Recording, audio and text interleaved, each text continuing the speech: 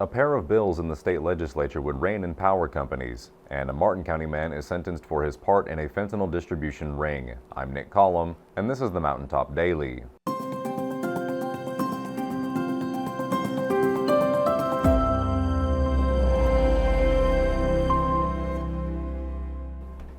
It's no secret that many people are fed up with power companies after a number of high-profile rate increases in recent years. Now, a pair of bills filed by State Senator Philip Wheeler of Pikeville seek to provide some relief that could lower rates that hold the companies more accountable.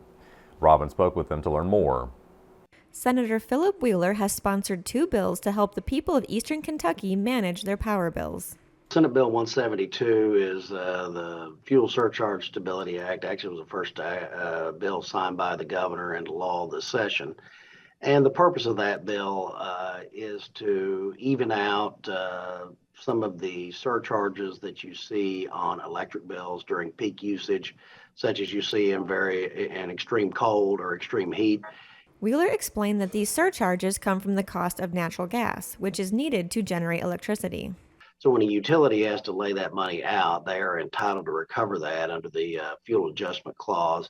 And so what this is, instead of having a surcharge of like $100 on your bill at the end of the month, this would allow that utility to spread that out over like 10 months at $10 a month or something like that, so that the people don't get hit quite as hard. This new law will not lower the cost of your electric bill, but it will make it more manageable. It's a consumer friendly measure. I mean, it's, again, and I wanted to make this clear when we passed it, it's not a silver bullet. It's not going to really affect usage charges. You know, when you use more energy in that time, your bill will be higher. But what it will do is take one element of that bill and try to mitigate some of the immediate impacts so that people don't feel it as much. While that bill passed and went into effect immediately, the other one Wheeler has sponsored is a little more complex. The purpose of Senate Bill 213 is to try to focus on a more reliable, consumer-friendly energy policy for the Commonwealth of Kentucky. This bill includes sections that will provide alternative energy options for businesses, increase accountability, and focus on affordability. Other parts of the bill, it requires utilities to file 3-year integrated resource plans that focus on affordability to try to upgrade their systems and formulate a long-term energy policy that provides reliable service at the least cost to the consumer, so that you don't have as many willy-nilly decisions that are made. I mean, part of the problem is, as a utility, you know, that there's no real punishment for them making bad decisions. I mean, they still get a rate of return on those bad decisions. So what this model is an attempt to fix some of that by requiring them to focus more on affordability and submit those proposals to the PSC so that they can be monitored to make sure they're adhering to those plans. This bill is currently on the Senate floor and should be voted on within the next 3 weeks. Reporting for Mountaintop News, I'm Robin Tillman. A Martin County man has been sentenced to more than 8 years in prison for his part in a drug distribution network in Huntington. 28-year-old Cody Harless of Tomahawk pleaded guilty back in November to possession of fentanyl with the intent to distribute. With his plea, he admitted to obtaining nearly 5 grams of fentanyl from a source in Huntington and that he intended to sell some of it. The drugs were later found by police during a traffic stop after the transaction. Harless also admitted to other criminal conduct beyond what he was charged with. He told authorities he was part of a criminal conspiracy to distribute meth and fentanyl from July to November of 2023, adding he would obtain drugs in Huntington and distribute them back in Kentucky. In Huntington Federal Court on Tuesday, he was sentenced to 106 months in prison. Harless was one of 27 people indicted in connection with the investigation into the Huntington drug trafficking organization. To date, 23 of the defendants have entered guilty pleas. Coming up after the break, the city of Wayland will soon celebrate local history with new exhibits. We'll tell you all about it when the Mountaintop Daily continues. But first, sports and weather.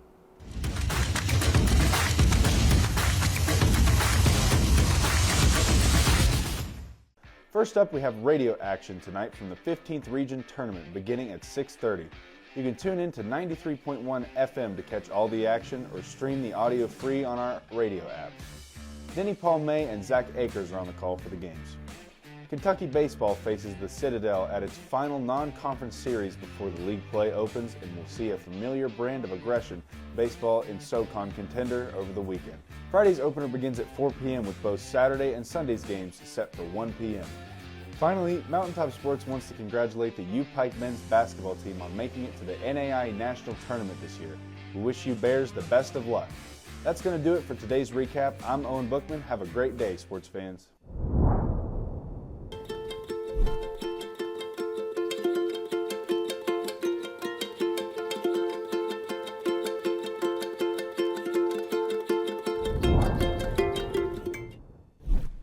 When the government took Social Security away from honest Eastern Kentuckians, Attorney Ned Pillersdorf got the hearings declared unconstitutional. When the women guards were harassed at Little Sandy Jail, Ned fought back, securing a $1 million verdict at trial.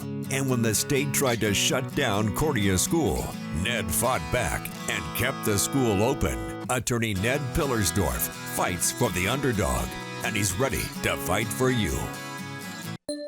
Hey, it's Kristen Mulcahy from Appalachian Wireless. Let's talk for a second. Those big name carriers, they talk big, flash big numbers, make bold promises, but then comes the fine print, the hidden fees, and the coverage that doesn't cover. At Appalachian Wireless, we don't hide behind contracts or call centers. We live here, we work here, and we provide service with real savings, real devices, and coverage wherever you go. So if you're tired of getting the runaround and listening to those empty promises, visit us online or in one of our many retail locations today, because we are you, we are Appalachian Wireless.